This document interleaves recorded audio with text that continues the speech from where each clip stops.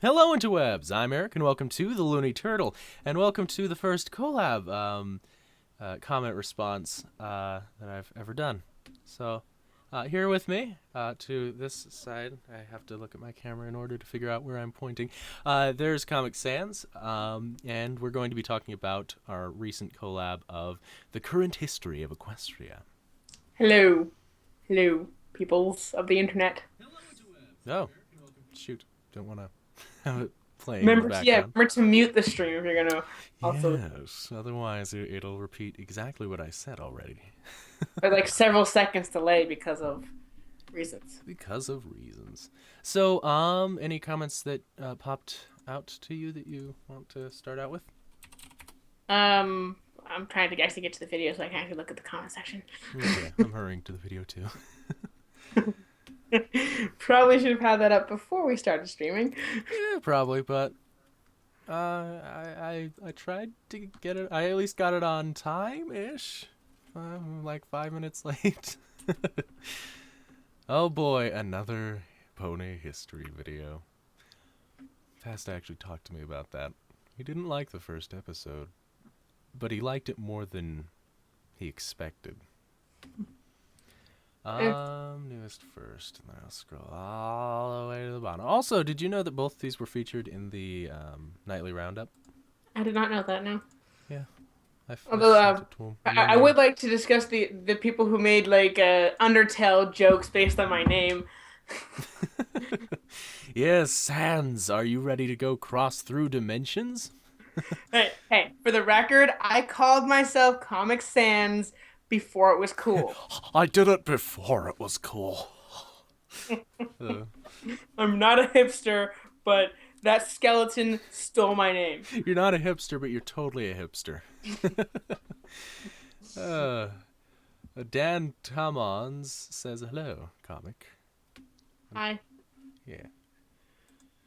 So I got the comments pulled up. Let's see any interesting ones. You responded to this one, so maybe. I tried to So you're respond. telling me there is an actual comic talking about the future of Equestria with aliens and other cool stuff? Damn! I should really start reading the comics. Good review. I can't wait to see what comes next on the history of Equestria for season 6. And then you had to clarify that it was just a one panel long thing. Yeah. One panel, and I think it was just a bunch of future references. There's Yeah, there's like Doctor. a Doctor Who reference. I Yeah, mean, maybe the spaceships kind of reminded me of Futurama, which is like references on references on references in one panel, and like Discord's like freaking out. Oh, too far back to the past. too far. It's like, I think like Sweet Belle like asked like, "What's out there?" It's like, "Oh, nothing, just spoilers." I'm like, Yes, just spoilers for the future. Also, copyrighted material. there's also I probably should find the actual comment. There's some people who are questioning the validity of Discord's time travel because he's an all-powerful god of chaos. Well, yeah, that actually is a good case, but at the same time, he could have totally time traveled. There's no. Is there anything in the comic that would discredit the time travel? No, there was definitely like if Discord was creating his own like reality to show them like time travel and all that kind of stuff, then I don't think Anubis and his guards would have captured them. Yeah, good point. Because you think Discord would control everything, and that seemed like out of his control. Hmm. All right. I'm going back to the events control room. Okay. The comments. Sky Silverwing. He left a pretty long comment. Where's Um, I still don't consider the comics canon to be to be show canon. Probably the at all. Nightmare Moon was banished in the moon, not on it. This is proven by the alternate universe timeline where Celestia is banished in the moon, and the mare in the moon is shown as having Celestia's colored hair. being on the moon would not alter the moon's appearance. Personally, I hate nearly every reference that the comics make to Star Swirl. Actually, let's first address that Nightmare Moon point. Well, The maybe. mare in the moon, maybe being trapped on the moon by such powerful magic, the imprisonment bubble of Yeah. sorts is what creates the picture of the mare in the moon. Because if you think about it, she has wings. Why didn't she just fly back to Equestria? There probably was some kind of magical barrier keeping her there, which probably presented itself to every pony else as an image of a mare on the moon or Yeah. in the whatever. Yeah, and then when Celestia was, well, when was Celestia banished? She Oh, was right, the in finale. the alternate timeline the Cutie Mark Okay. when Nightmare Moon was in charge. It shows the moon. It has like the three striped main colors and has the same. Other than that, it's the same image of the mare on the moon kind of thing. Okay. Well, the whole I don't think that that would completely discredit the comics. Just the mare on the moon being a picture on the moon. Yeah, Like a spell could easily do that. yeah. Also, a spell could easily do pretty much anything. So, um, there's that. Then, I personally hate nearly every reference in the comics. The comics make to Star Swirl, as the foolishness he exhibits so often in the comics is directly in opposition to every single reference we ever got of him in the show. Even in the Journal of the Two Sisters, even the Journal of the Two Sisters has him as a wise teacher when he's not having a time travel related mishap or extinguishing his magic raising the sun. Star Swirl Well, the Bearded is an interesting character overall for me because in the show he's used to cause big events. The Dazzlings, where'd they come from?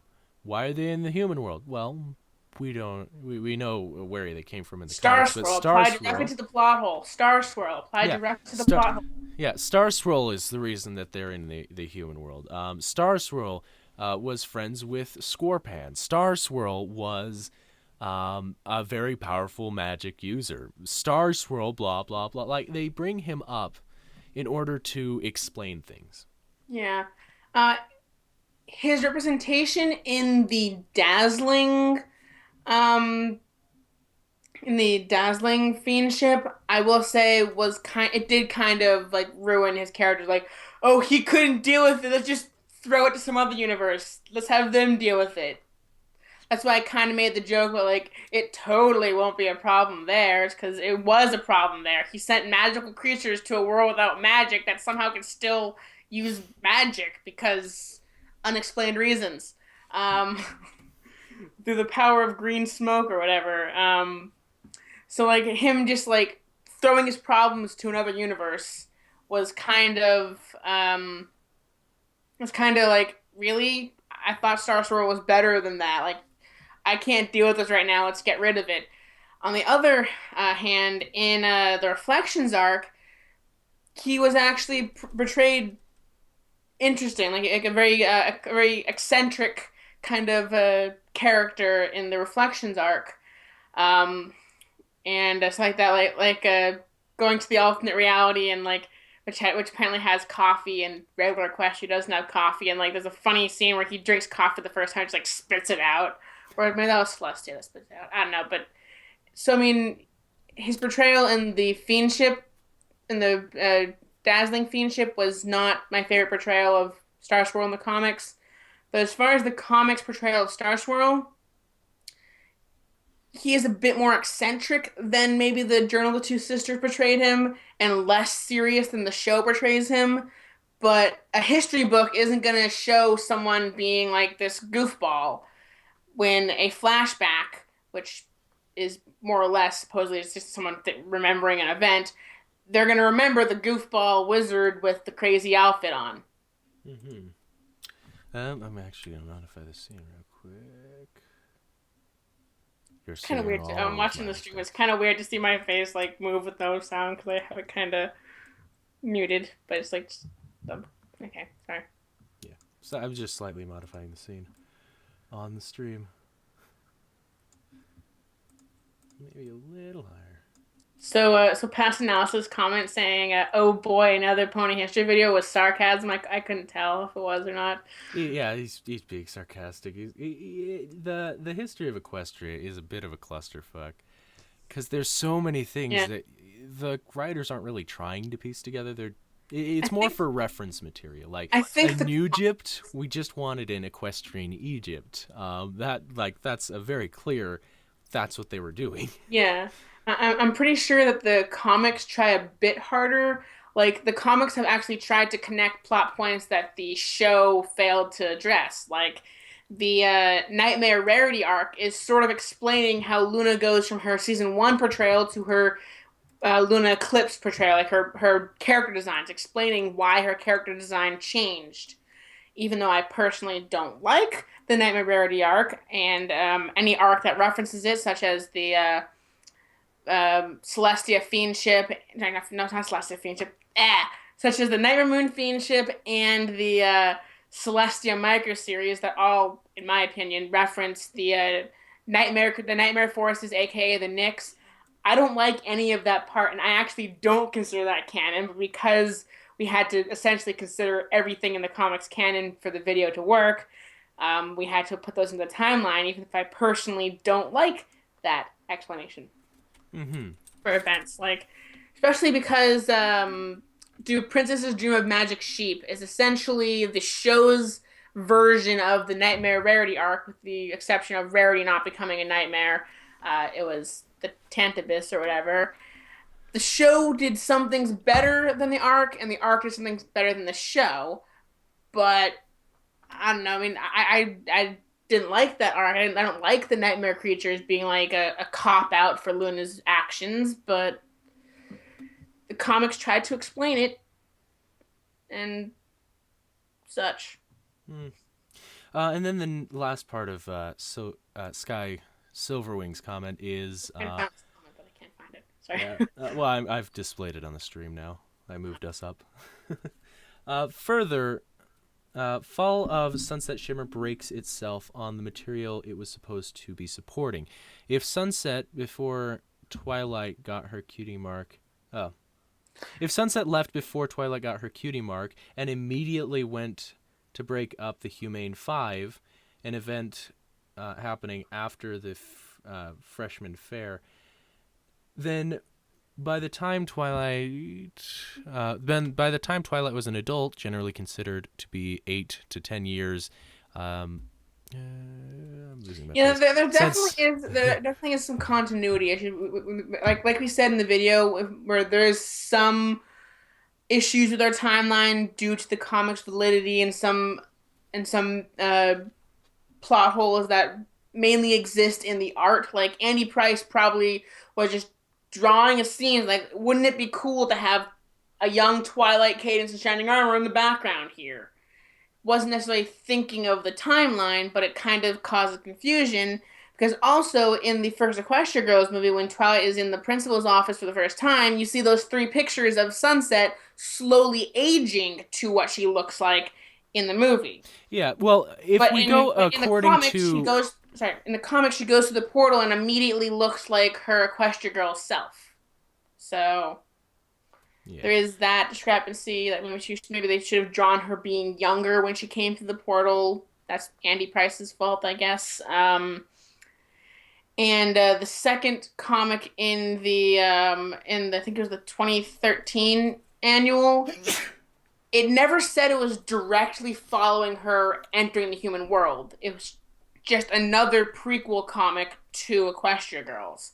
So it could have happened several years after she arrived in the human world.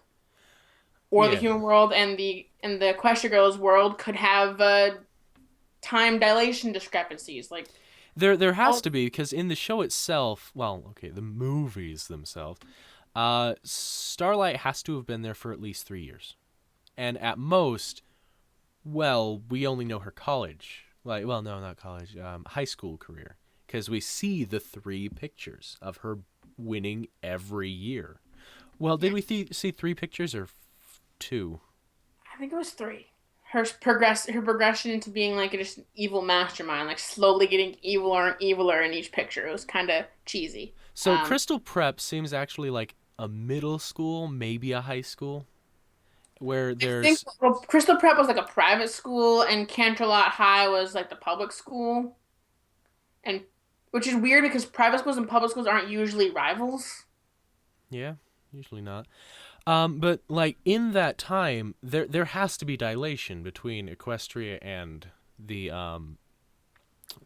Equestria Girls World, Yeah, because because like it hasn't been very long for Sunset.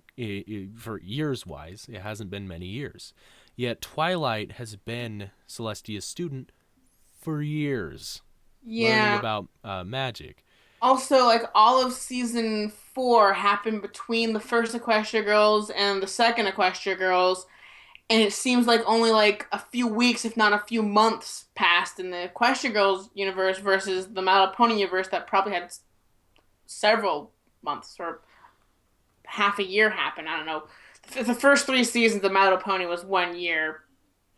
Maybe not so much time happened in the Equestria Girls in the Equestria universe, but Yeah, trying to figure out the time dilation between those two worlds is like I said, I don't annoying. think they were when they were creating the Equestria Girls universe, they were just like, let's completely just rip off what was it like Monster High to try to capitalize on that.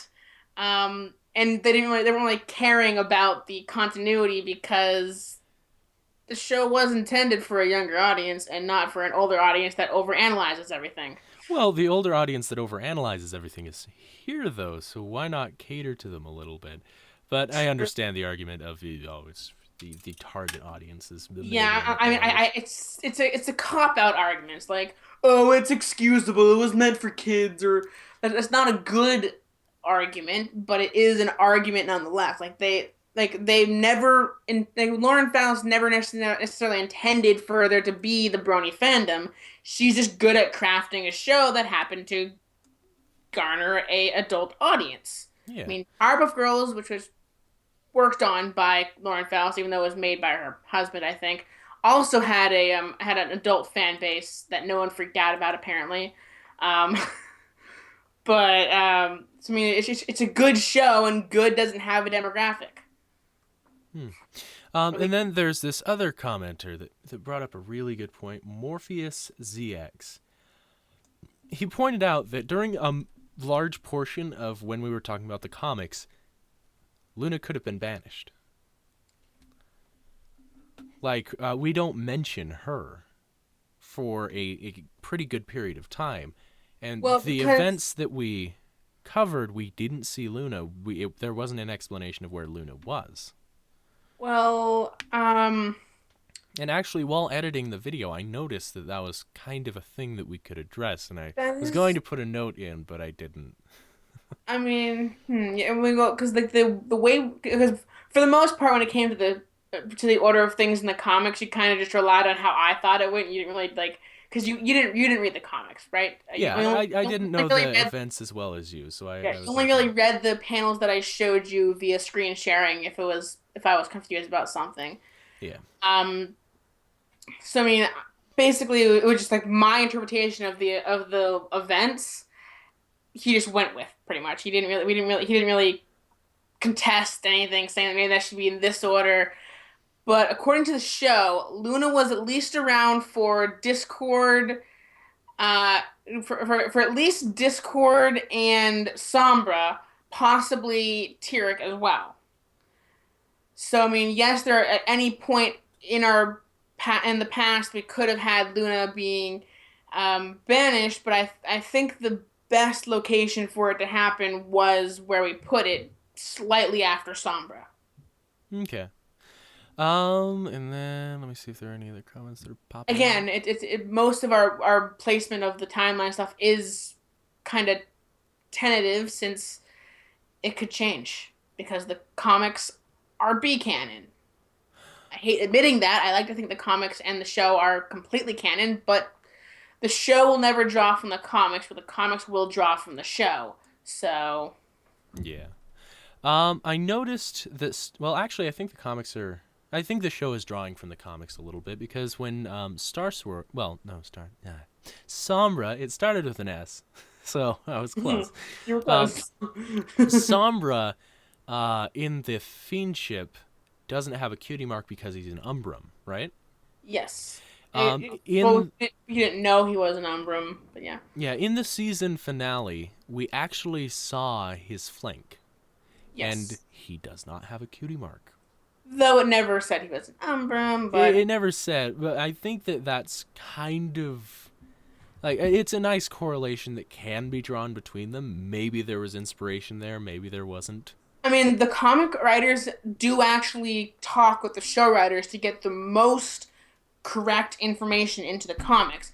Like we didn't mention it because it wasn't important, but in the day shift, which is the Luna micro series, um, the Andy Price and Katie Cook wanted to give Luna a pet, and originally they wanted to give Luna a pet rock.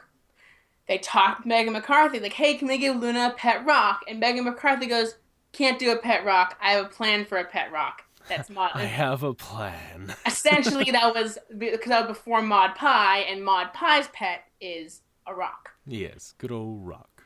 Good old Boulder. Anyways, so that's why Luna got a pet. I think it's an opossum. Yeah, pet possum.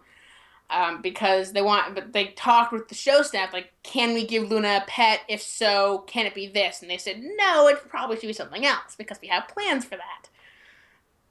So I mean, they do talk so that they try to make it as canon as possible. And I think I'm pretty sure I don't have an actual reference to the panel where they said this or anything like that, but or any articles. But I know that the like head editor for the comics said that the comics aren't completely canon, but the show writers and the comic writers don't like that he said that. They would like to think it of being completely canon, at least as canon as possible. So definitely it is like the degrees of canon that you were talking about, Looney. Like it's kind of in limbo between whether it's canon or not for the comics. If Yeah. So, we were just, piecing together things. It was for fun, not for complete consistency. yeah. And then there's also this comment from Marcus Yetan. I feel like this timeline feels incomplete. Maybe I may be used to your FNAF timeline videos in which there was so much in such little amount of time. There isn't enough for me, I guess. Though I do believe the timeline is a bit different. I feel the events in Hearthwarming Eve takes place before Celestia and Luna, before Celestia and Luna's, and the flag in it is just them show on it. I think he's talking about the flag at the end Yeah, of Hearthwarming well, Eve. in the Journal of the Two Sisters, it's heavily implied that after Equestria is founded by Hurricane, Pudding Head, uh, Platinum, Clover the Clever, trying to remember all the names, Smart Cookie, and Private Pansy, after it's kind of quote unquote founded, since they have to still get the rest of their tribes to come there, they then sought out Celestia and Luna because they were the only known alicorns apparently, and it's like, let's make you the princesses. Because you represent the all races. Yeah. Actually, I'd like to give a bit on alicorns in general. Celestia and Luna not being born alicorns, or at least that being implied in the recent episode. I like that they had to ascend, but then they break it with the alicorn full. Yeah. So If they had to ascend, it does bring up the question of like, were they an Earth pony, a Pegasi, or a unicorn before that? But also, I would if assume a unicorn for Celestia at least, because she knows and was studying into a lot of magic with Star Swirl in the Journal of the Two Sisters, so it would make sense. and also in the Reflections arc, she's studying with Star Swirl when Star Swirl creates the magic mirror portal. Um, but Yeah. I like to interpret that line as being it's something Equestria hasn't ever seen because Equestria didn't always exist. Yeah. But if That they're going to if instate, Celestia and Luna were born alicorns, they were born before there was an Equestria. So on a technicality, Equestria hasn't seen a born alicorn. on a technicality, we could say that they weren't born alicorns. Well, on a technicality, we could say that they were born alicorns. But I think that the show staff was trying to intending to explain, hey, And they ascended just like I everyone mean, else. according to Lauren Faust, who her word is no longer law because she doesn't head the show anymore. But according to Lauren Faust, she wanted Celestia and Luna to not only be the only alicorns, but the only born alicorns. But she left the Yeah, show and they completely decided to go a different direction. yeah, they were like, you can ascend to alicorn ship now. I want to talk about alicorns in general. For me, I don't believe that they are a perfect representation of the three races. I believe that that's just a claim made It's to just the propaganda. harmonize Equestria. It's the propaganda to harmonize Equestria. Yeah, propaganda, totally. Because Twilight was a unicorn that just got wings. Like that seems like an easy enough spell for Celestia to put in place. Well, speaking of unicorns getting wings, I'll let you finish, but I want to talk about a more recent comic. Yeah. And like there's apparently a spell just to make someone an alicorn, so it shouldn't be the hardest thing in the world, but it's not common knowledge. From what you explained, the comics. Yeah, apparently information on becoming an alicorn exists in the forbidden section of the character lot library that needs better security. Yes, lots better security if that's a thing. If that's a thing. Um, so, but I don't think that they actually represent all three races. I think that's just a claim made to keep the ponies together because they were founded on the belief that they need to work together. Why not use a cop out? Alicorns represent all of us.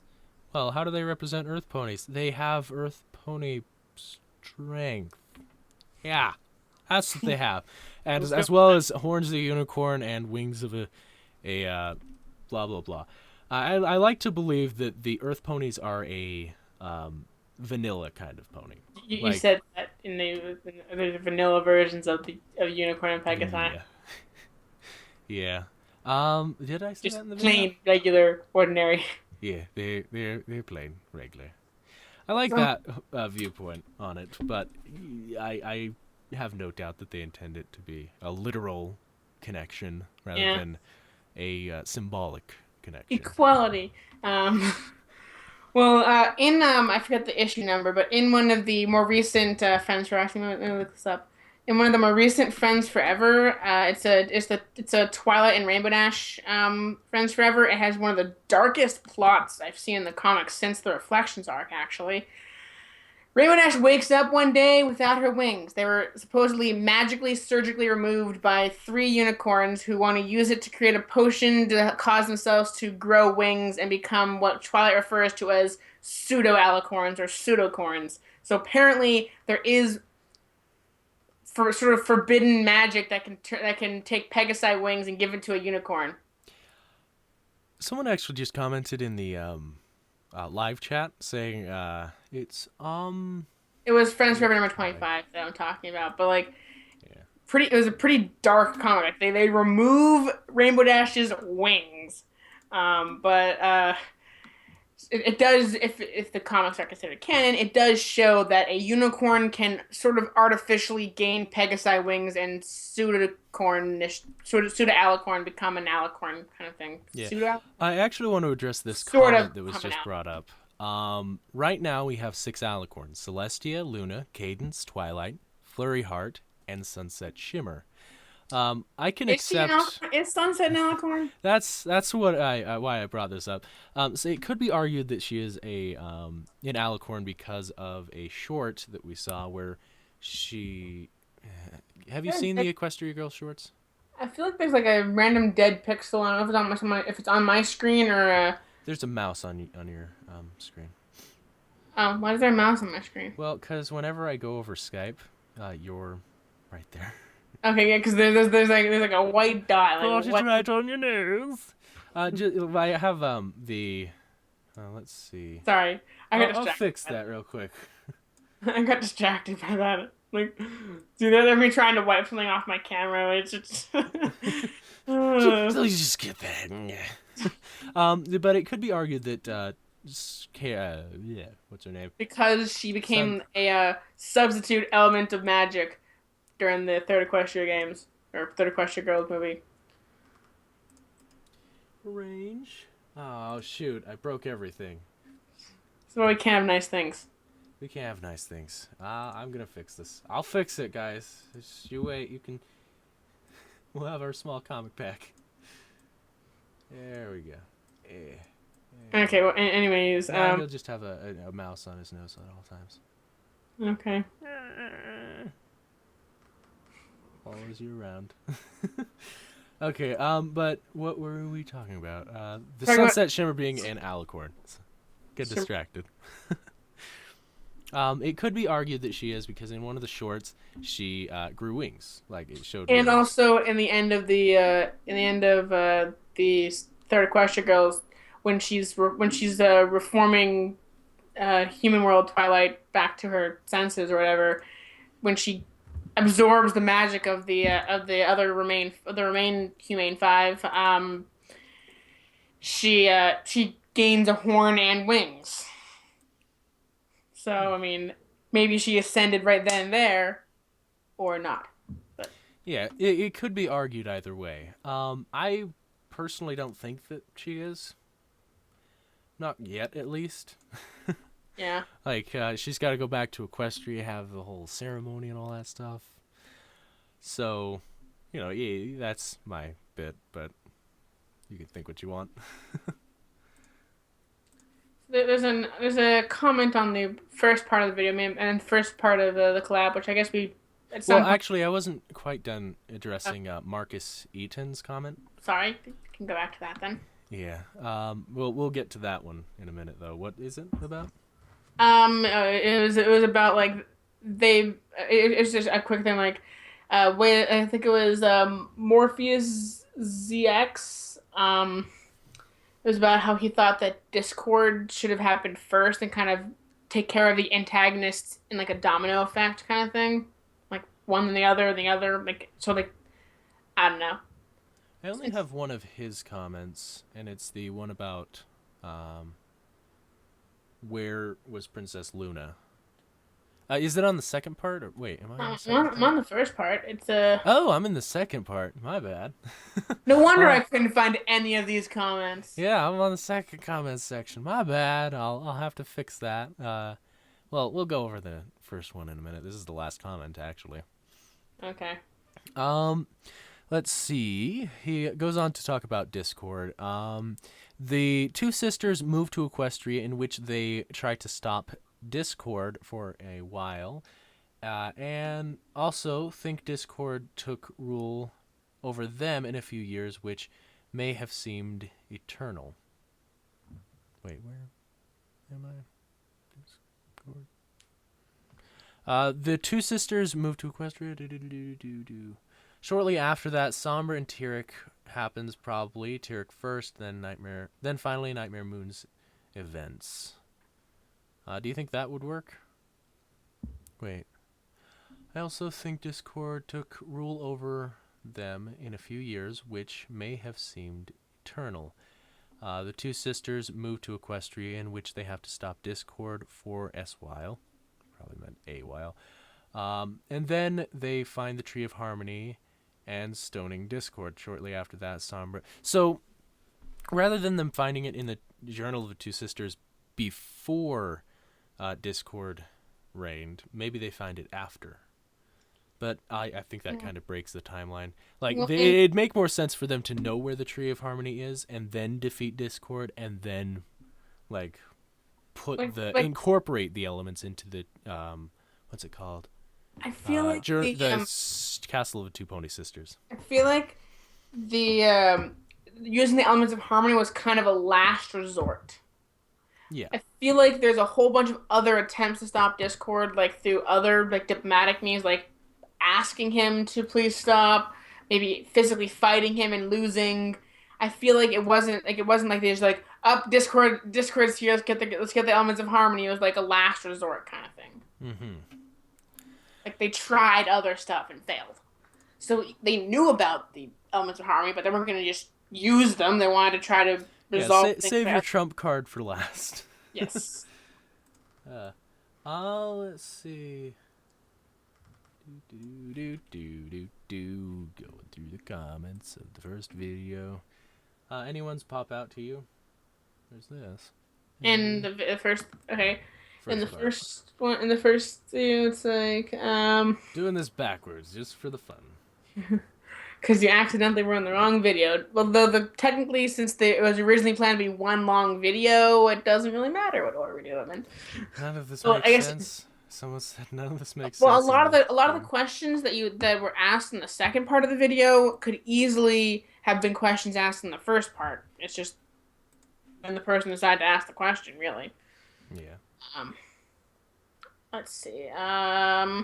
Wonder if Looney's going to make Undertale vids. I don't know what to talk about. Like, I could Okay. make a timeline video like I did with this. But I don't know what I would talk about Undertales. There's this comment. Let's see if it... Simple canonical test for media. Is it authorized by copyright holder? It's canon.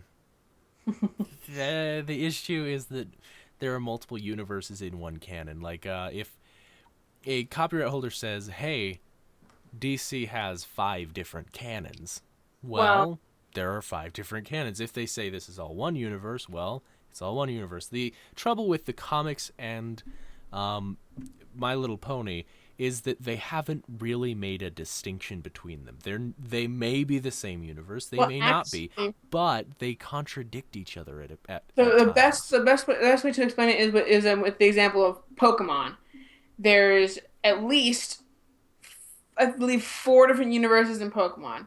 There's the original run of every single game without Mega Evolutions. There's the Mega Evolution version of each of the games. And then there's the TV show and then the manga for Pokemon. So there's at least 4 different Pokemon universes. Mm-hmm. So and like that's just how it has to work because like the show does different things in the games, and then there's also the fact that there's mega evolutions in some games but not others. So yeah, so it could be like easily be argued yes, that the comics, everything in the Pokemon universe is canon, but might be canon to a different universe. yeah, in Pony's case, it could easily be argued that the comics aren't canon, but I'm pretty sure that the show staff and the show staff and comic writers are working together, so there is going to be some cross threads there. Yes. It's just we don't know which ones, which is the sad part. I'll scroll a little more. Let's see. Did you freaking pronounce Beast the Beast? Bast. Bast. Baast. B-A-S. Wait. You know, 2 A's. Baast. Try pronouncing that correctly. Mispronouncing things is my thing. Yeah, Bast. Bast is a good enough pronunciation. Which I glossed. I didn't mention it in this video, but in my review of Discord in Time, which is a interesting video because in the review I time travel and I review part of it with my past self, part of it with my future self, and anyways, I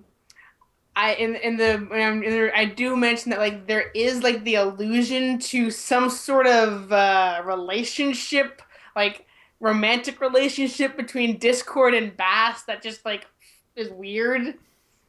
Yeah. Like why? That's like especially because Bast is supposed to is colored and personality wise supposed to remind you of Twilight. So it's like Discord getting with Twilight. It's just weird. Sorry, I had to bring that up because like it's just a random thought. Sorry about that. Just side note. Yeah, we have side notes. It's a live stream. It's unplanned. We'll But be yeah, fine. also the when I say like Bass and her band of 6 kitties, if you actually read the comic or look at the comic, there's at least 6 cats that are colored exactly like the main 6 and even have similar personality. Like there's a whatever color Rainbow Dash is that kind of acts really brash like Rainbow Light Dash. blue. there's a shy one that's yellow and that's yellow with pink With accents, and so pink it's like hair. they're basically the main six as cats. Yeah. Learning about equestrian history is a lot of fun, but it seems like fans put more effort into making a cohesive timeline than the actual staff do. I think that's actually true. Um, it's difficult to try and piece together everything because the writers aren't really trying to piece it together. They just want, like as I said earlier, they just want to have fun. Hey, we have an Egyptian society in Equestria's history. Didn't really do much. It disappeared eventually, but it's there. We It also had fun with that joke. it also I mean Discord's time machine, which was never given a name. I called it the knockoff TARDIS in my review, since it's a time traveling box that is smaller on the inside. It even came complete with a time turner inside it. You know, time turner, the Doctor Who reference pony. Yes. He even appeared in the comic inside when the knockoff TARDIS appeared. Anyways, so thinking that maybe his time machine could be kind of like a TARDIS, being able to change location and time. Maybe the Egyptian civilization wasn't even in Equestria. Maybe. Like that's entirely possible. That's just like Pony World history instead of equestrian history. But Yeah, but we there's still nothing included that's it in the timeline because why yeah. not? Then there's this comment that you responded to. Is there anything that you think we should take out from this? Which comment are you referring to? It's on the live stream right now. I was just looking at that one actually. It's about how the cat-like creatures in a New Egypt, which is they could have had much better puns for that. But, A New Egypt. I mean, just making it back to the whole like people making Undertale references towards my name. I like puns. It just happens to be that I like puns, and so does the character Sans in Undertale apparently. Yeah, yeah. So Have you not played Undertale? I have not played Undertale because I know I don't want to find out anything about Undertale because I know that Undertale is the kind of game where you have to go into it mostly blind, if not blind, You to really must enjoy play it. it. And so I don't want to know anything about it. So I happen to know there's a character named Sans, and he's a skeleton, and he likes puns. And there's another character named Papyrus who's also I think a skeleton. Well, the thing is, with the Undertale fandom, it's a bit different than what I am used to because the fandom itself kind of has a unanimous agreement that play the game before you learn anything about it Yeah. because So like because I know that that's the stance you have to have, I'm trying to avoid anything Undertale related. yeah, Uh, like it's strange that that is the consensus that you need to play the game because it rarely ever happens. Usually the internet's like, hey guys, here's a thing, and some people are against having spoiler warnings. Like I'm a little against having it completely evident. Pause my video for 30 seconds to say, hey guys, this is going to be a bit of well, a spoiler thing. But Undertale, almost all of the content I've seen about it is like, hey guys, spoilers, you got to play this game, you got to yeah, experience it like before I I like spoil watching this. I like watching every single episode of Game Theory, regardless of if I play the game or not. He did an Undertale episode. I'm like, I actually can't watch this I video because I haven't played Undertale, and I don't Yeah, want to be spoiled. yeah, you just can't. I'm thinking, Okay, so yeah, back to this back comment. to the equestrian time. So it's some person's like this is a very intellectual video. However, I'd like to dispute a few really, really minor points. First, you forgot to mention the intellectual origins of the kitty species, meaning the cats from a New Egypt. Apparently, when the empire was lost, the cats may not have been completely lost, and they eventually became the utterly cute and adorable, loving creatures that the changelings just massacre in the Return of Queen Chrysalis. The changelings have a weird history. No, no, no. Like in the Return of Queen Chrysalis, which is the first arc ever in the comics, um, basically Queen Chrysalis and the changelings invade Ponyville for the sole purpose of making an invasion of the body snatchers reference, only to then kidnap the CMC. So the Twilight and the gang have to travel to the Changeling Kingdom, which is where they landed when they got kicked out of the Canterlot Wedding, which is this like kingdom of really cute and adorable cat-like creatures that are very loving, and they literally massacre these creatures by sucking all the love out of them and turn it into Yeah. their own kingdom. For kids. For Uh, kids. and so basically, this person is saying that, which I can't pronounce the is it glitchy Glitz. gear? Yeah, glitchy gear.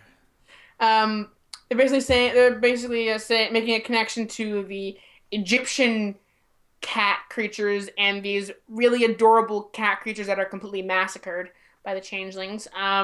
Saying that one evolved from the other, which it's not entirely not impossible, but Not entirely not impossible. double negatives. I know. And then they this is bring up the validity of are you absolutely certain that Discord's version of history is true? Probably this probably issue which he or she admits is kind of probably the stupidest point they're bringing up, but there is a possibility that Discord made the history, just created these Just butter made up the idea of scenarios. just scenario, but it felt like them getting captured by Anubis was out of his control. And I feel like if he created a reality bubble like in the CMC Discord Friends Forever to kind of create his own universe, then it would have been more in his control and they wouldn't have been captured by Nightmare Anubis. Yeah.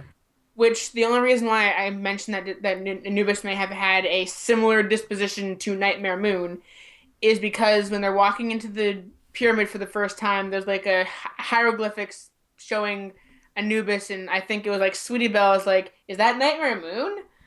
Yeah. And he A similar disposition, but we don't know if it's the same. and in the when it actually shows him, he has like this like not a blue mist, but has like a green mist or like electrical powers that could be similar to Nightmare Moon's powers. Yeah, and if Disney's taught us anything, it's that green magic is evil. Yeah. Okay. Third and most importantly, uh, have you ever heard of nightmares? Yeah, the nightmare forces. Sure, it's not okay. It's not as stupid as the Nyx thing, but the series. So, oh, I'm guessing it's another series called Nightmares. I don't know. Anyways, makes them closer to Umbrum. He's saying that the nightmare that maybe the and the being described as ponies of shadow, playful nudging noises. Playful nudging noises. Um, I like reading comments that include that kind of thing.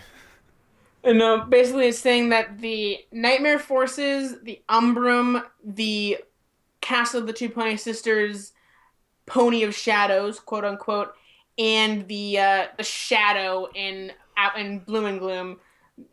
I'm pretty sure that they're trying to kind of put those three things together, saying that like the nightmare forces are very similar to this mythology thing called nightmares, which are very similar to the Umbrum and the Pony of Shadows, and that shadow creature that was just out of Bloom's subconscious.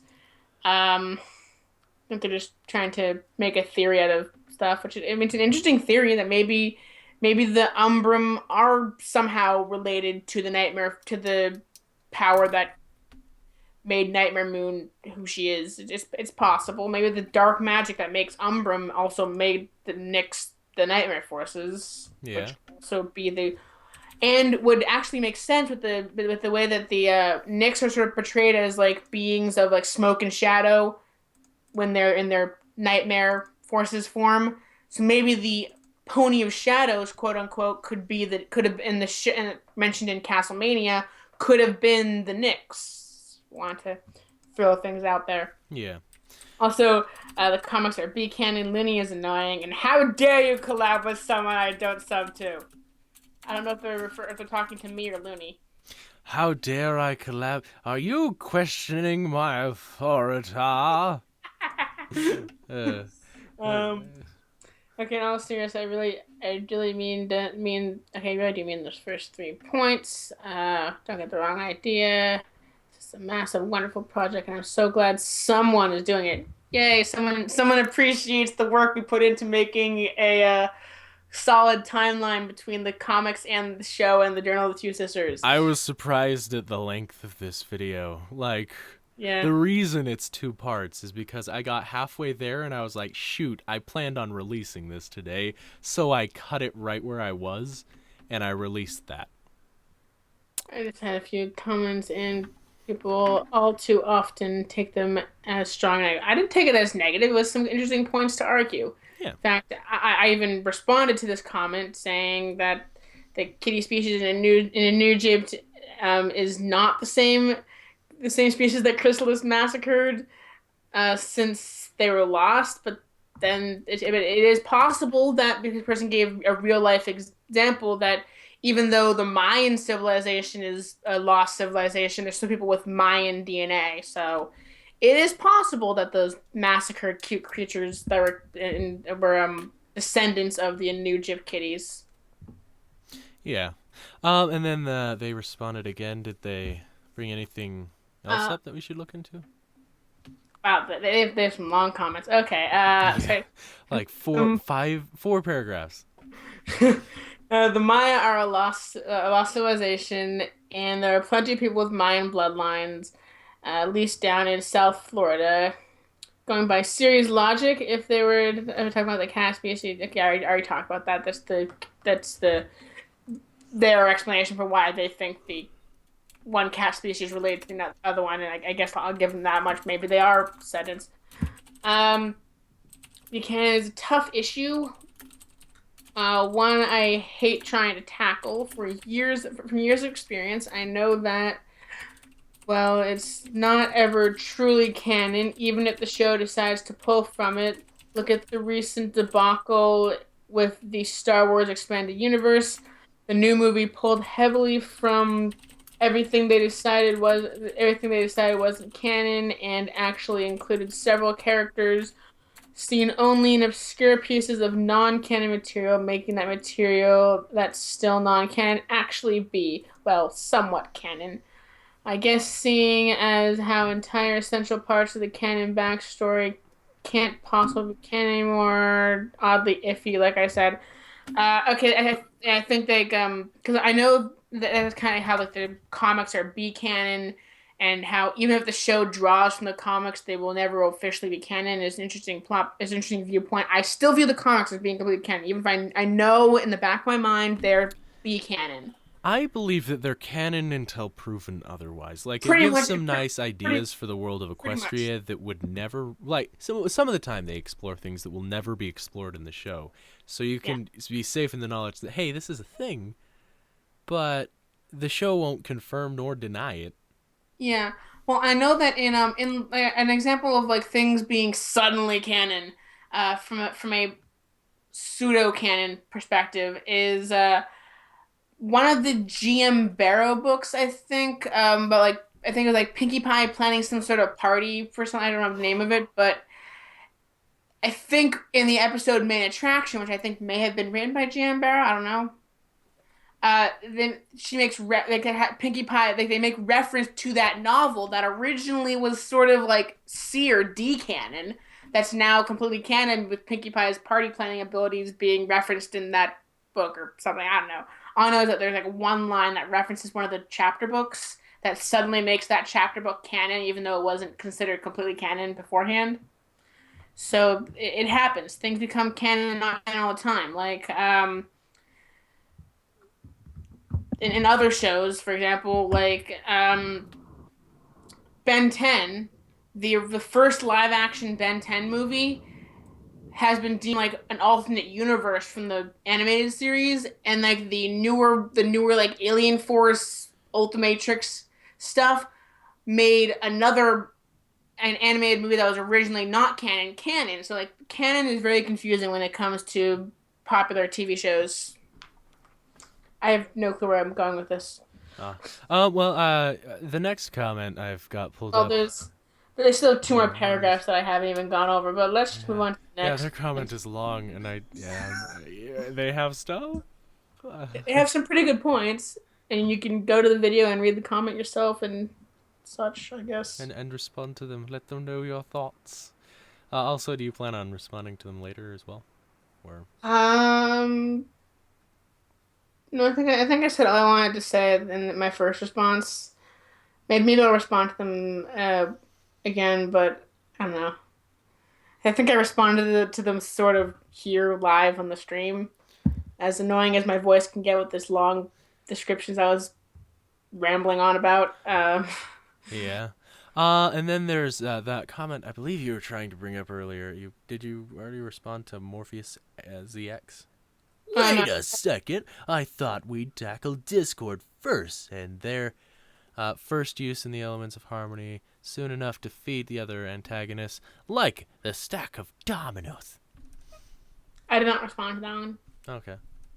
Dominions, not dominoes. Dominoes that'd be a real villain. Dominions. You didn't respond to it? No, Or I you did did? not. I did not respond to it yet. No. Oh, okay. That's Discord Storm's being fault. the first antagonist. In Equestria's timeline, it would make sense to have him first. That way they have the elements of harmony, but at the same time, there were events that didn't need them. Like in the Journal of the Two Sisters, Celestia and Luna go over to the Crystal Empire. To get to get the crystal heart back from a dragon, which I mean, you think the Umbrum would try to attack then, but they didn't. Nah, well they can't. They're trapped in the crystal or True. whatever. And I mean, But you they didn't end up getting the heart back through the elements of harmony. No, they got it back in a shouting match. Celestia yells at. Well, was it Celestia or Luna that I yells think it at? was Luna. I thought it was Celestia and We can, Luna. Well, when we one of the sisters does that, and it leads the opposite sister to be like, "Oh my god, this was amazing," kind of thing. Well, in the Journal of Two Sisters, I forget who's the more rambunctious teenage princess. I think Luna was the more rambunctious teenage princess. Yeah. But yeah, that happened, and they didn't need the elements of harmony. And I don't think that much else in the Journal of the Two Sisters would require them to have the elements. Yeah, So I'd say Discord took Crane a little while after they started, and then, and of also, course, there were the other I mean, things. it was just the background drawing. Like the comics are, especially the ones drawn by Andy Price, have a lot of background gags. Like even making reference to things that the intended readers of these comics probably wouldn't get, like in like a uh, there's a lot of obscure references in the background to some of the comics. So in the Tyrrek Fiendship, which we didn't even cover because it didn't really have any real place in the. I mean, it just shows Tyrrek being an angsty teenager, not much really to add to the timeline. But in one panel of that comic, it shows the throne room. There's a bunch of random creatures from Tyrek's homeland, and among the creatures is Discord.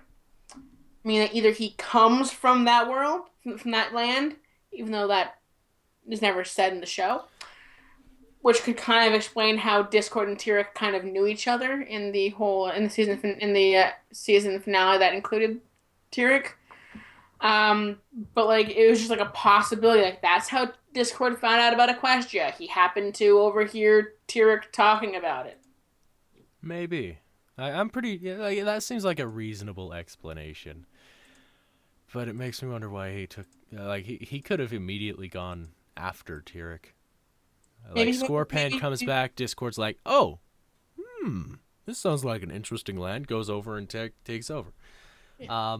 Because Discord at the moment, like, if you just go by the show, he came out of nowhere. Yeah. He took over Equestria for a period of time and left. Well, he took over Equestria for a period of time, was turned to stone, broken from the stone, and then Again. turned to stone again. Yeah, like And then reformed. he doesn't have a life, basically.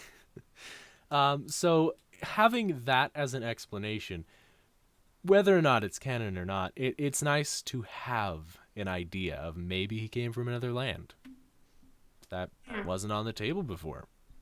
Yeah. I also like this person. Like a butter dragon is a disgusting fetish character normally found in inflation art. An example of being so sorry from Undertale. Yep, that was like because you were asking what's a butter dragon. Apparently, that's what a butter dragon is. And like I don't think that's what Jeremy Whitley, the story writer for issue number 24 was going for. I don't think he was going for a fetish character. Just saying. Yeah, probably just me making a Herbert the Pervert joke, if anything.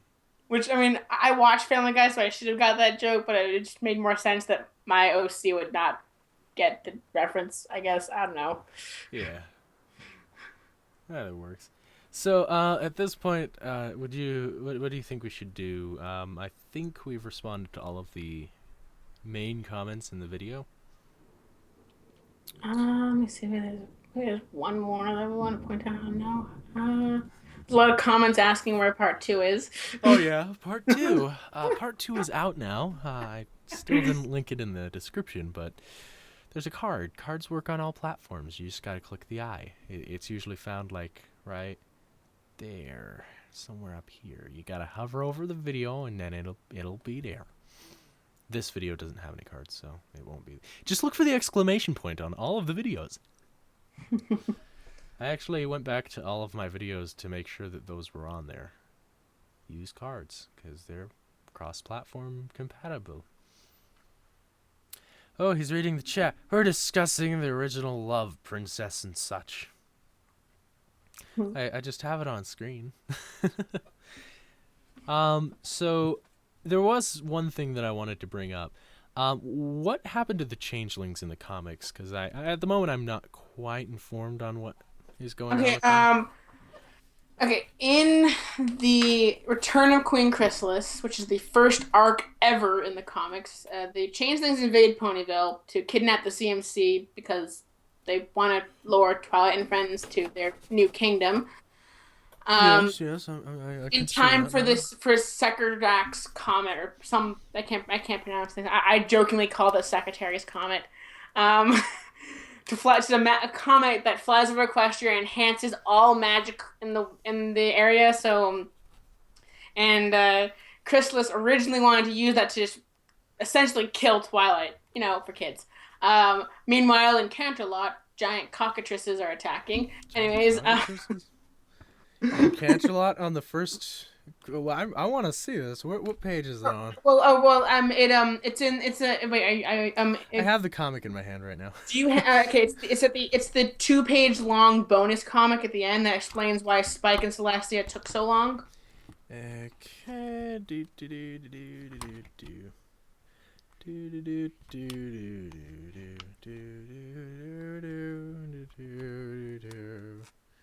Ah, good old cockatrices.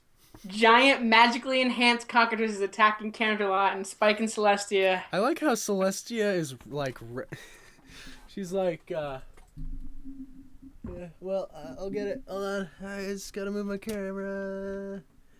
Where is it?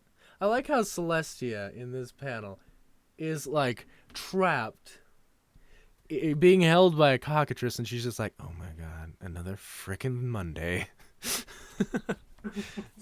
But anyways, at the end of that, Twilight also, who's also enhanced by the magic of Sekarat's comet or whatever, actually defeats Chrysalis and the Changelings and locks them inside a prison that was originally this castle. And then so they return to that prison, which is in the Chrysalis Fiendship. And so the present day plot is that they're getting more information about the changelings because they don't really know much. Apparently, even though they know all the exploits of the changelings, there's still some missing information. And Chrysalis tricks Twilight, and like Twilight gets hit with the stupid stick for this one part. She basically, you know what? I'm gonna see if the screen sharing will work. Since you have It will kind of, yeah. Where is it? So it's not the Friends Forever. It's Fiendship is Magic. There we go. Let me just screen share. Can, actually, let me bring it up before I screen share, just so you can see what's on my computer. Not that there's anything bad on my computer. It's just I want to bring it up so I'm not like just floundering around. Okay.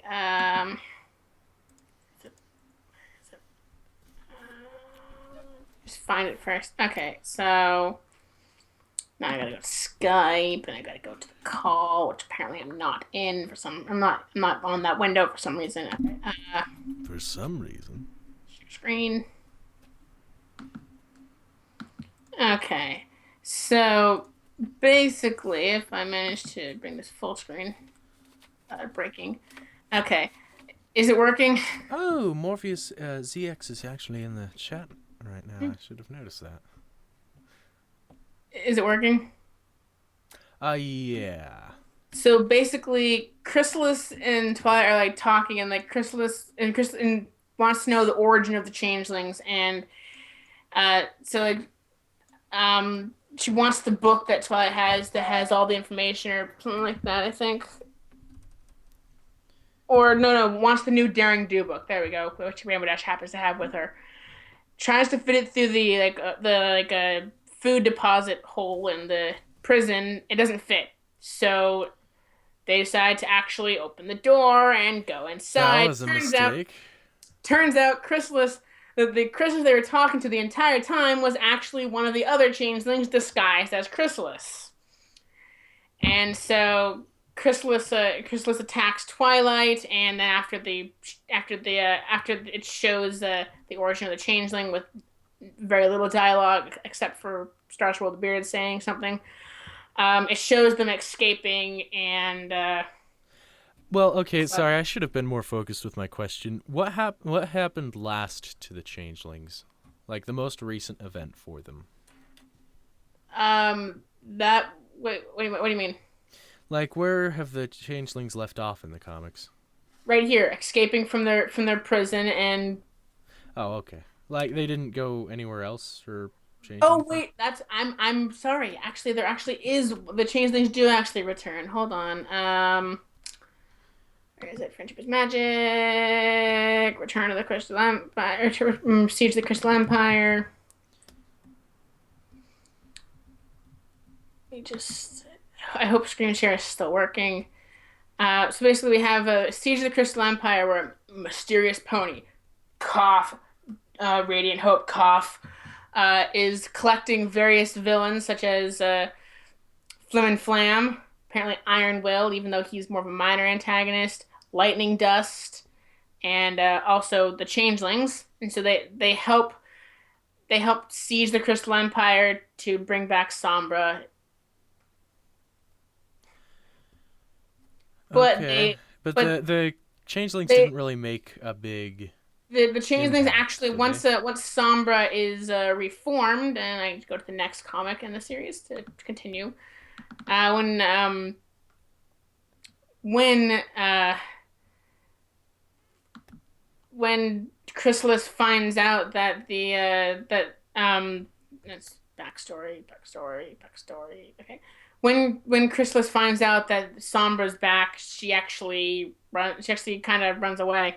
I think she doesn't like she's as afraid of the Umbrum as everyone else is apparently, even though she and so like that. So she doesn't want the Umbrum to come back as well. But she does laugh at Celestia and literally being turned to stone. Hmm. Um the thing that I wanted to bring up with the end of the changelings, so they were in the Crystal Empire and then did they just leave at the end? Hold on. Let me go back to screen sharing. I was like, I'm done showing this. Let me. I think it's like she's fine with Sombra coming back, but I think it's where is it? She's I think she flees. Yeah, Hi, where is Rosie. I really can't. I'm trying to find. All I know is I think she's as afraid of the Umbrum as everyone else. So when they get released, she kind of leaves. Ah, because the reason I bring that up is because at the end of the most recent episode, and someone brought this up in the chat. I'm gonna attack this guy. Where is he? To scroll. There we go. That guy. I can't necessarily find it, but all I know is that I think when she finds out that they're trying to bring back the Umbrum, she's like, "Wait, I didn't sign up for this." I'm out. The reason I bring it up is because at the end of the episode, it appears that a changeling is going to the Crystal Empire. So if their last encounter was fleeing from the Empire, then what reason would like Chrysalis or another changeling or maybe whatever it is, like it's too small to say, hey, this is for sure a changeling, but it has the colors, so you might want to draw the distinction. It's a changeling. What reason would the changelings have to go back to the Crystal Empire? Well, I think the changelings were in on the siege of the Crystal Empire during the Crystal Fair plan because well after their recent defeats they wanted a win, and I guess they were willing to team up with some other bad guys to do it, and they were I think they may have been promised the love of the crystal ponies because I mean if you think about it they do have the crystal heart like represents their love, so I mean they have a lot of love as a subspecies. I say subspecies because they're still ponies, but they are have the crystal prefix. Um, so I mean, I think she was there to steal the crystal pony's love, but she was teaming up with these other bad guys unknowingly to bring back Sombra and release the Umbrum, which she wasn't fond of Why was because the Umbrum released? Like, why was that necessary? well the Umbrum want the Umbrum just wanted I should know this information, but apparently I don't. But all I know is that what was I gonna say? All I know is the Umbrum just wants the Crystal Empire for themselves. I guess they want to rule, and Sombra is kind of their savior, so Sombra becomes the ruling power. Although, spoiler alert, they reform Sombra at the end of the arc. Yep. Hmm. With the combined power of hold on, where is it?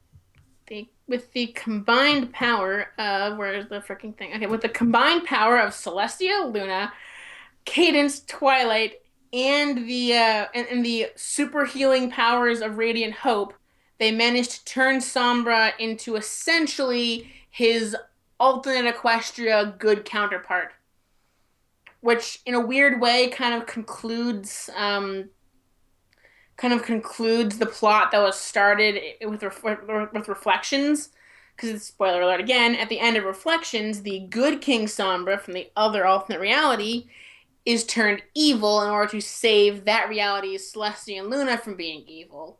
So, in order for the universes to be balanced, the Sombra of regular Equestria has to become good. Hmm. I mean, I'm making that headcanon conclusion. Maybe it's not what they intended, but it kind of makes sense if the universe has had to be balanced. Yeah. At this point, I think we should turn to the chat a little bit more because we've been neglecting it a bit. Yeah, so Um, when I've been talking about the comics, I can get a little carried away. yeah.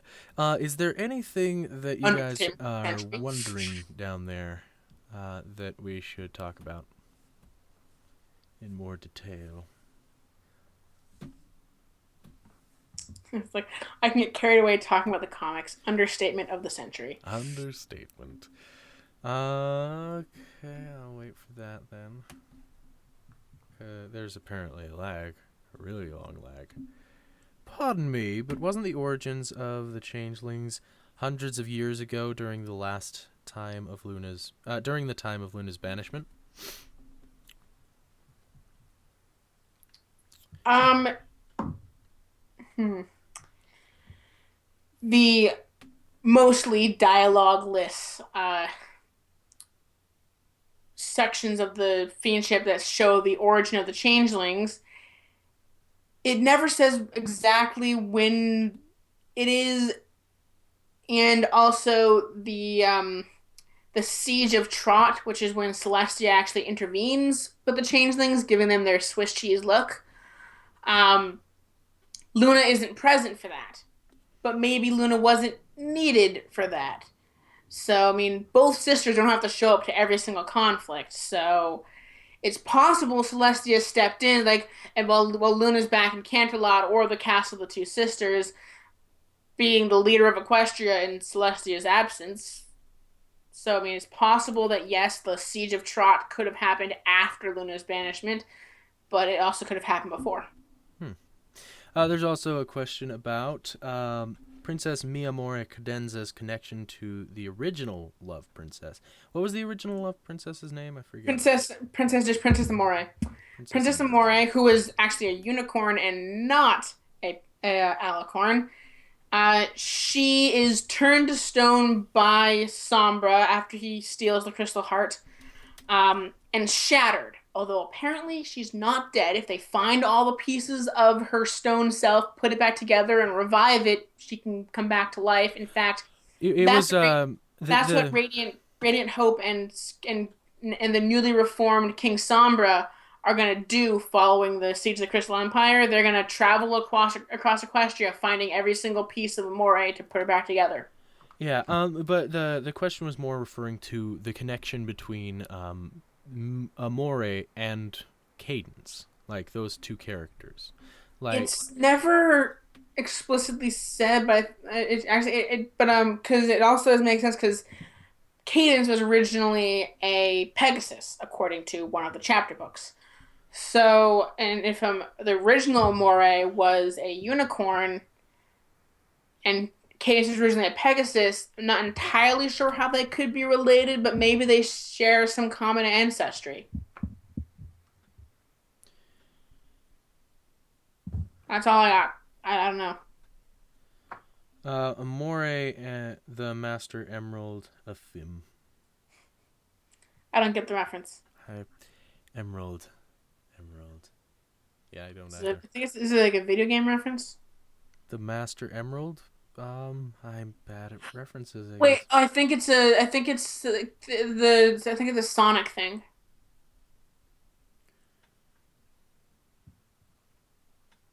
Jupiter's Magic series was poorly executed in my opinion, especially when it comes to the Dazzlings and Star Swirl and the way yes, we talked about that. I don't like Star. I don't believe that the Star Swirl. I don't even believe that Star Swirl because Star Swirl is not blue. I'm sorry, unless he had a coat dyeing fiasco and turned his coat blue. He's described in the Journal of Two Sisters of being, I think, brown coated. And in any other appearance in the comics, he has a white coat, being rather because he's rather old. And also any appearance in the show and those storybook flashbacks, he has a white coat. So, So there's inconsistency in the character's portrayal. well, I mean, a brown coat can turn white over time with age, so I'm accepting of that. But a blue coat, so unless he was like trying to dye his white coat Oh, brown, he made a dyed spell, just accidentally changed his hair color. So yes, I don't like the of the Fiendship comics. The strongest were the first one, Sombra's, and the last one, Chrysalis's. The three in between have varying degrees of badness among them. I will be doing an actual review eventually of them. It's actually the season finale of my second season of reviews. I'm just gonna review all five as my evil OC. Yeah. Where? Well, what about the Tree of Harmony? Where, how, and when did the tree get in to the history of Equestria? That question has yet to have an answer. Because Although it was apparently, sorry, I keep interrupting. no, go on. in the Journal of the Two Sisters, it's mentioned that there are writings about it, so like they know about it, but they hadn't found it, and they just serendipitously found it near the location in which they chose to build the castle of the Two Sisters. Yeah. My Little Pony, coincidences are magic. Yeah. And God, Deus Ex Machinas don't come out of nowhere, so you gotta have it come from somewhere. The Tree of Harmony itself, there's nothing really that explains where it came from, how Celestia and Luna's cutie marks were on the tree before they got them, why Twilight's cutie mark was on there. Nothing's really explained about the Tree of Harmony itself. It's Just a that, giant plot hole. yeah, no, not Giant, necessarily. It's just giant not hole reaching explained. critical mass, it'll become a black hole soon. Yeah, its origins just aren't explained. We don't have any information on that. How do you think it could have come to be? Some magical unicorn planted several magical gems in the ground, and it grew. That could totally be it. There's also the prophecies that appear. They're never really explained. Behold, the princess of the crystal princess. Well, how did they know Cadence was the crystal princess immediately? Just I because she think had the heart? I think because no, I think because like maybe even though Amore was not a alicorn, I don't think. Let me check. Bronies will rule the fan base. That statement makes me wonder, because Bronies rule the pony fan base already, so how will they end up ruling the fan base? No, not the pony fan. Just the fan base period. They'll end up ruling the fan base period. Oh, okay. Just the fan base, not unspecific fan base. Okay, where is The crystalling. That event Okay, yeah. was Yeah, Amore weird. is a unicorn. The original Amore, not Miyamore Cadenza. You want to talk about the recent episode for a minute? Sure. Okay. It was weird. Like, I talked to Pasta about this, so some of the information is coming from him. Some of it, and I'm just remembering it right now. The whole event itself is a weird tradition. You want to destroy the crystal heart, rebuild it, replenish it. No, Why it's is not that about. tradition a It's not thing? about. No, no. Destroying the Crystal Heart was an unintentional thing when Flurry Heart decided to cry But after. it ended up becoming part of the whole ceremony that we got to see. No. It was unintentionally broken by her cry. Normally, when the crystal, according to what I perceived from the episode, normally the crystalling ceremony, they just add a new crystal to the heart. That's it. The fact that it broke was sort of unintentional conflict. Also, why does Amore have to be an alicorn? The original Amore? No, sorry, not Amore. The baby. Like, is there really a point to having the baby be an alicorn? Plot convenience. Plot convenience. Also, it's plot convenience that the baby stops crying after the book is destroyed. The Like baby they stops could, being a problem after she was Twilight holds up the book and the baby she was destroys a it. she was a plot device. She was used to cause the conflict, further it along, and then resolve it. Yeah. Uh. The crystalling itself, how did that become a tradition? It's never really said. Yeah. A lot of stuff. Saying as the origins of the Crystal Heart are also completely confusing, especially if you try to combine comic and show canon. Because in the show's canon, it was just created. It was a crystal that was, I think, found and somehow enchanted by Amore in the Journal of Two Sisters. That's how it's explained. And it's then in the show's canon, it was used to keep back the Arctic North, so the Empire is actually bright and sunny. And then in the comics, it's used to seal the Umbrum away. So it's got a lot of uses, Yeah. and it's, you got to add a lot of new things to it. I And believe that. also, sorry, I say what you're gonna say. Sorry. Yeah. The way that the episode portrays the Crystal Heart breaking, it seems like that is an intended part of the ceremony. Like it's broken, you have to add something new. Like that spell, the combination of spells doesn't seem like just something that's randomly put together. It seems like that's the way it has to be. Like in order to strengthen the crystal heart, in order to restore it, you have to break it and then add a new crystal. Whereas just adding a new crystal every time that there's a baby, That's well, what's the point of a curtain around the whole entire heart? Like they have a big old curtain. What's the point? Why don't you want to show people the crystal heart being, that's like getting that piece?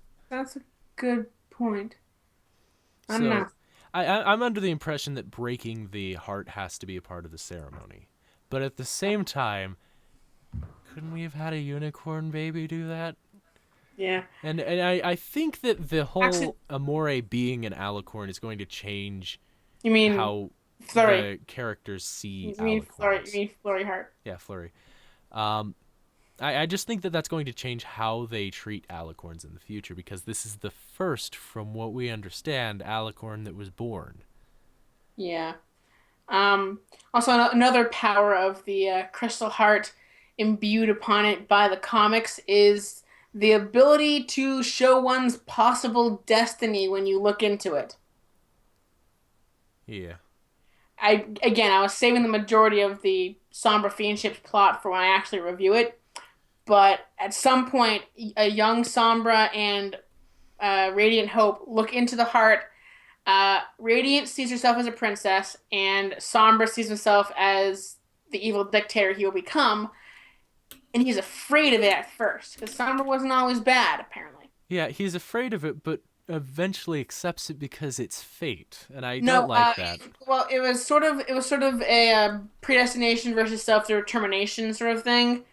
I know that once Radiant Hope gets her cutie mark and is said to and is gonna go study at Celestia School for Gifted Unicorns, which I think broke my theory about when the whole Battle of Canterlot happened. Oops. Maybe there's already a magic school and Celestia just opened another one. I don't know. Uh, oops. Maybe the Battle of Canterlot and the creation of her school happened before Luna's banishment. My bad. Um, but basically, Sombra doesn't want to see his best only and closest friend leave, and so upset, he flees out into the Arctic North and just happens upon the crystal that is housing all of the Umbrum, and they give him back his Umbrish powers, and he becomes evil. Evil! Although Evil! I did kind of want to save this explanation for when I actually review the Sombra Fiendship, but Yeah. there's there's two different timelines. There's a timeline of Equestria where that we see, and then there's the timeline in the alternate reality where Sombra's good. And I think the defining point is his confrontation with Amore, whether or not he turns her to stone and destroys her, but not killing her, or gives back the Crystal Heart and goes against Destiny. Could be something happens making Celestia and Luna evil, basically. Yeah. Rosie asked, what do you guys think of the whole alicorn thing after Celestia and Luna said it's not, to their knowledge of a born alicorn, is the thing Equestria has never seen? Yeah, alicorn. Sorry, I probably read that wrong, but that Right. whole thing, we have addressed it a little in I, earlier in I the video. think that Celestia and Luna were born before Equestria existed, so technically, yes, Equestria has not seen a born alicorn. Yeah, but I disagree with that technicality. And also I Celestia think, and Luna just not understanding alicorn genetics that don't understand how it could have been born. yeah, I like the idea that all four of the alicorns we've seen up to this point are ascended. It leaves room to wonder why Celestia and Luna have lived so long. Like, I'm My curious of the lifespan of a pony at this point. Sorry. But I just found the comment funny, like Mayo sees an alicorn. Deal with it. alicord. But it makes me wonder how this baby alicorn will change the world, what they'll learn from it, what she is going to end up becoming. Because I would expect her to be raised with certain beliefs, like this is the right way to do things, this isn't the right way to do things, and I want to know what that character ends up becoming. But for the moment, I guess she's just going to be a toddler. Just a toddler. You should put Looney on screen. The chat wants it. Oh, yeah, he's he's sleeping right now, so yeah, I don't want to wake him up. That's gonna be my excuse for live streams from now on. It's just he's sleeping because I can't quite put him on screen. It's hard to animate in real time, believe it or not. Well, actually, you have OBS. You probably could just input every single possible. Well, I post you have could, for but him then I'd have to position each and every put them one all of in them. one location at the same size and just hide and show him in different expressions. That would take tons and tons of time. But yeah, Scott, he's sleeping. Yeah. One word explanation for everything in the MLP world: aliens. Yes, I'm not saying that it's aliens, but Aliens. That's a better explanation. Changelings. Alicorns. I'm not saying that it's alicorns, but I saw another. I saw a meme for where it shows shining armor and is crazed. They're like going like this, like it's alicorns. yeah. What did you guys think of Sunburst? Rosie asks. Let's see. He is a reliable. He's actually a reliable stallion who's sincere and great with foals. I think we met Equestria's most eligible bachelor.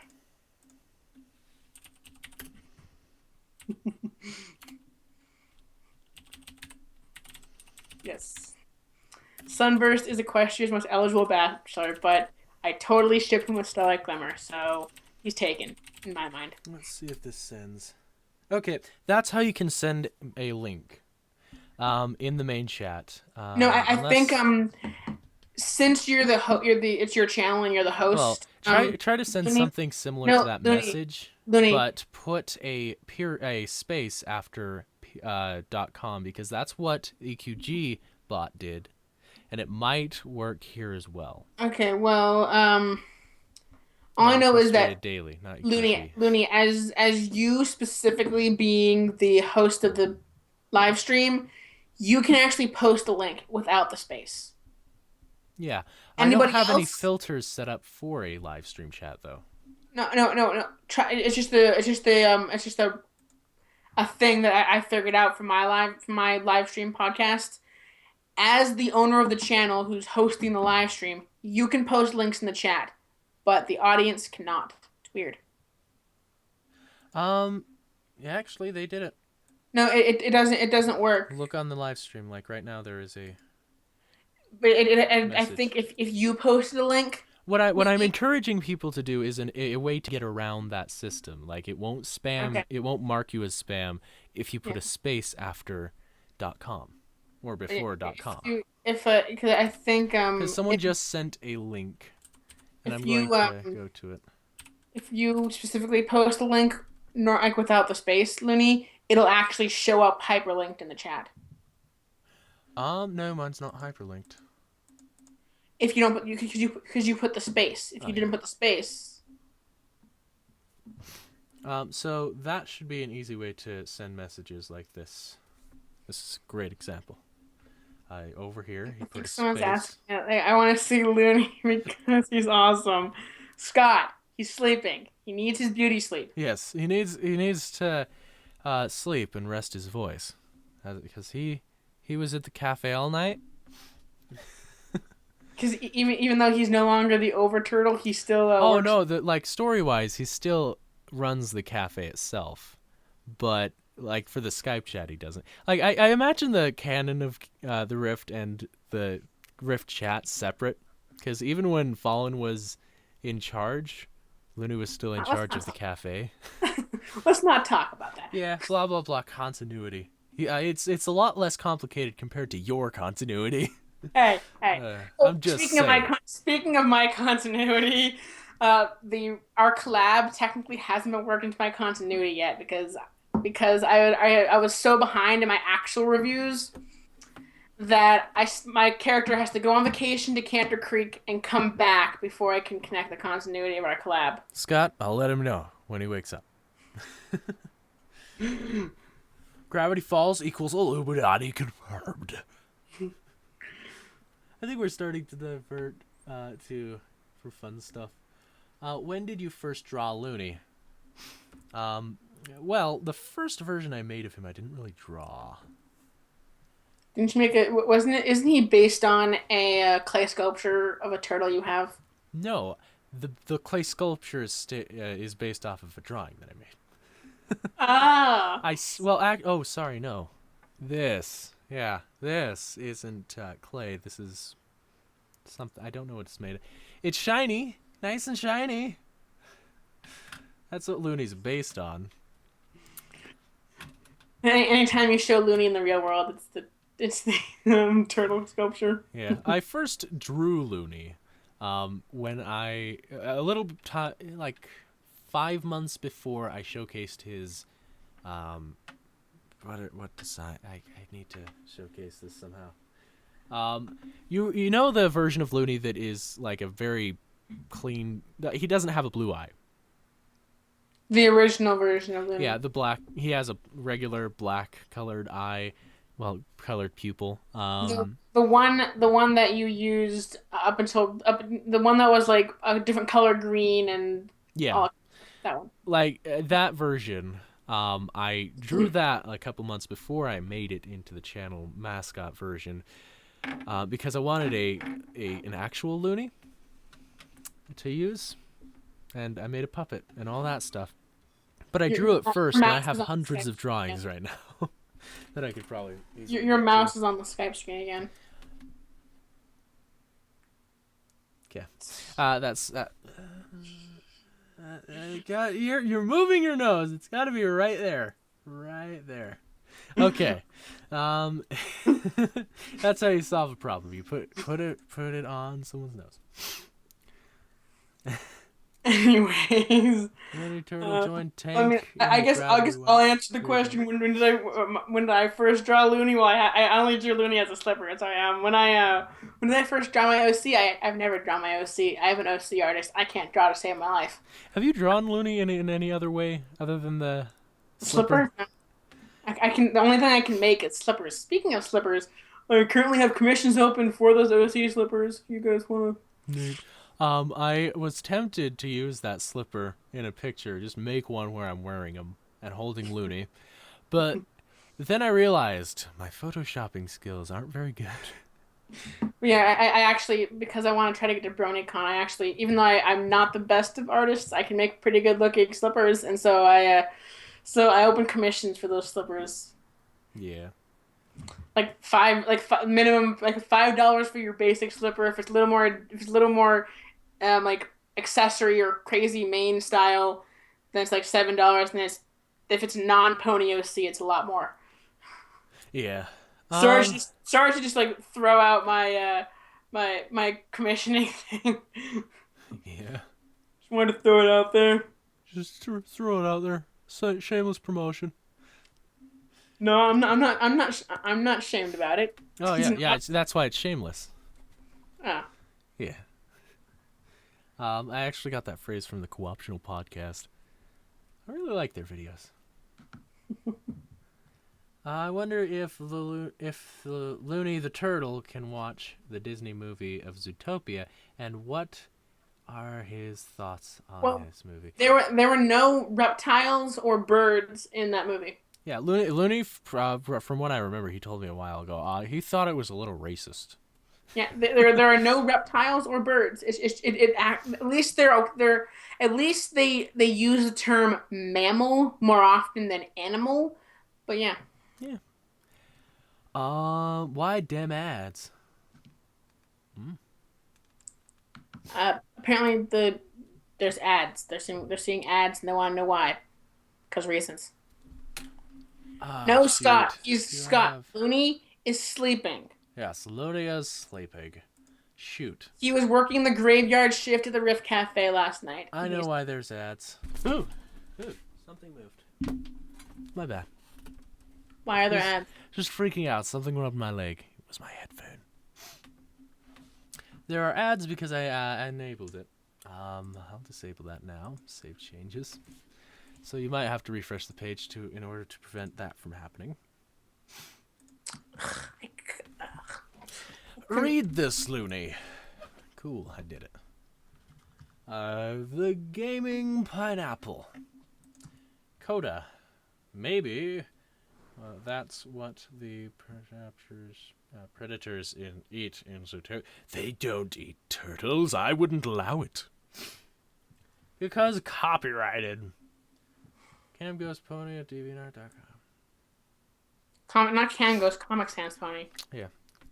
That's the journal Cam entry. Ghost. Sorry, I for some reason. That's the journal entry that explains my commission stuff. Yeah. Explaining cutie marks. That's a nice. The pony. Remember to remove the space between the dot and the com. Yeah. Hashtag. Where's the fair use? It's right here. Looney is not sleeping because he has my toy turtle. Wait. I'm confused. Looney's sleeping. He's sleeping. The clay sculpture of the turtle is not Looney. Well, okay. I do actually use him to represent Looney sometimes. I use this to represent Looney. I said him, didn't I? I use this to represent Looney sometimes, but it's not broken. I swear. But it's right now, continuity-wise, we'll just say Looney's sleeping. He's asleep. But I can do a spot-on impression of him. Just you wait. No, I do not have any relation to Sans from Undertale. I told you at the beginning of the live stream podcast thing, I was calling myself Comic Sans before it was cool. I also like he puns. is the original hipster. I also enjoyed puns and called myself Comic Sans before it was cool. In becoming one of the Matrix. At least a half a year before Undertale existed, I existed. So I came first. That skeleton stole my shtick. And then about 20 years before I existed, the Looney Tunes existed. So I would expect people to be accusing me of copying the Looney Tunes, but no. Apparently I'm fine being the Looney Turtle, but not Cecil. As long as I'm not Cecil, nobody cares.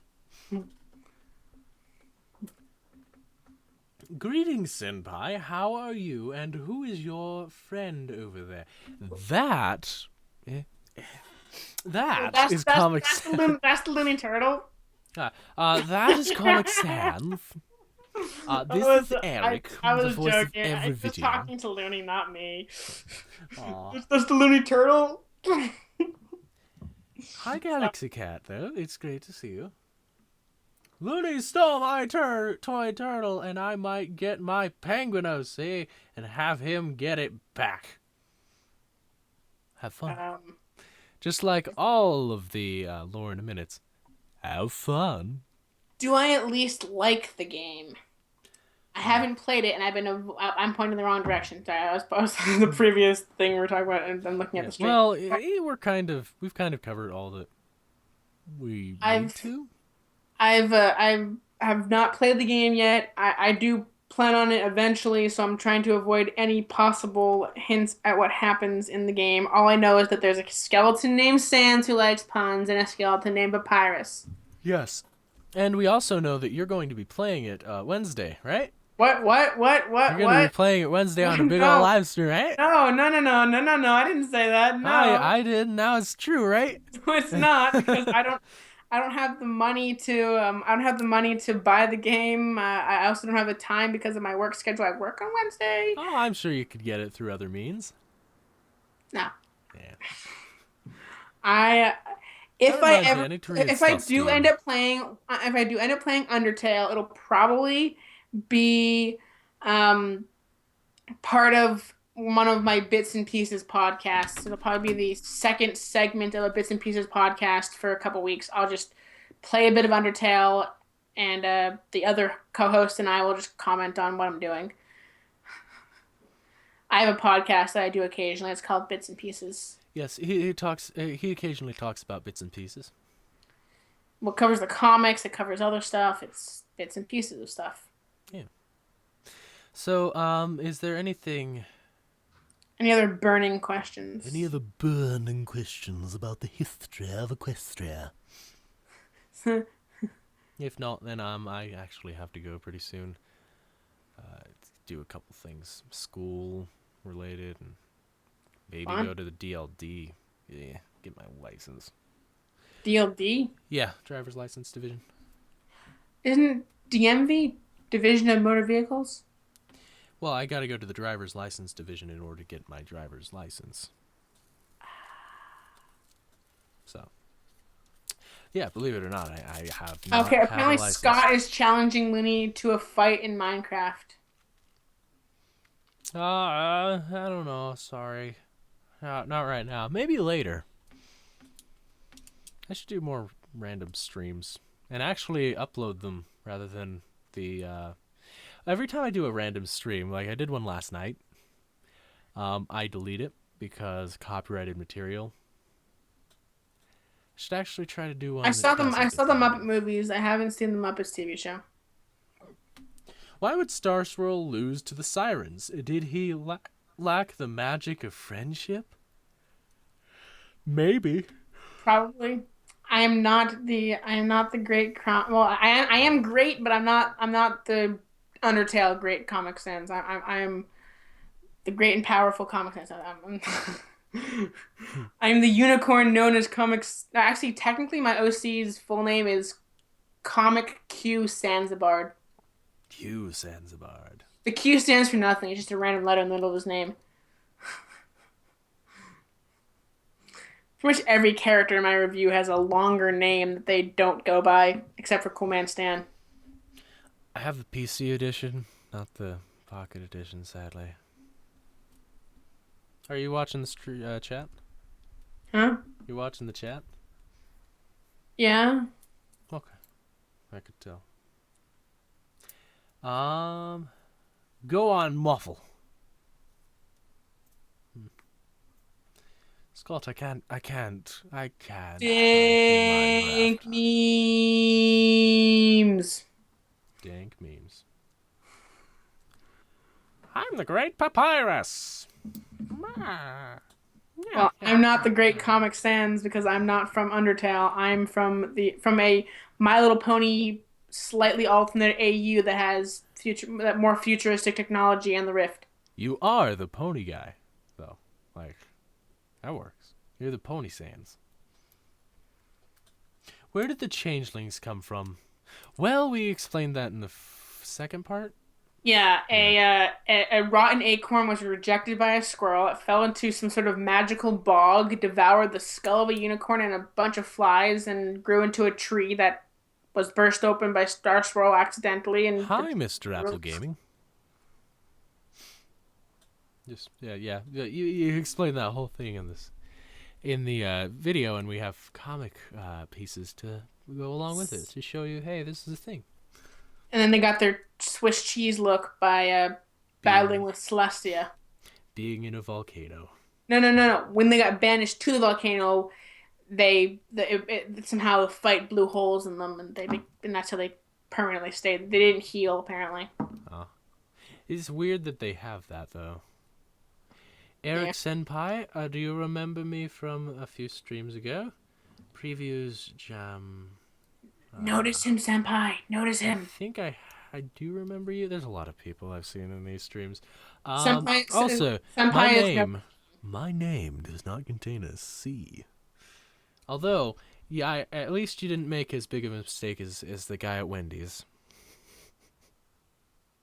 What happened to the guy at Wendy's? Look at the stream. I held up a receipt. That's how they spelled my name. How? I love Gravity Falls too. Aaric. That's how they spell my name. Wow. I love Gravity Falls as well. I'm actually doing a Gravity Falls retrospective with Geeky Steven and one other person. Ooh. Eventually, we have the we have the Eventually. we have the whole intro written, which explains why all three of us are on his channel and why we're got turned into Gravity Falls characters instead of being ponies. But we haven't actually written the bulk of the retrospective. Yeah. So, I get anything. I don't think there's anything else we really need to add on the history of Equestria. So, Well, um, we didn't include when Ponyville was founded because if we did that, we'd have to include when every single town was founded. yeah, we don't know where in every town was founded, do we? Nope. Yeah. Well, this But has. Ponyville was founded probably the modern Ponyville was probably founded after Luna's banishment, but there probably was some sort of town in that area when the castle was there originally before Luna's banishment. Yeah. I suppose that is all that we have to say about the history of Equestria. So I don't want to continue on just random stuff. As well, I gotta go do a couple things before maybe another stream. Um, so this has been the history of Equestria. Comment response. Current history of Yeah, Equestria, part one. current history of Equestria. It'll probably be changed later down the line because it'll be outdated. But Yeah, if you especially if the Journal of Two Sisters does get decanonized. yeah, so I'm going to close off the stream here. Hope you guys enjoyed, and we'll see you next time. Well, that's our 2 bits on the comments for the video. Yeah. Well, see you later.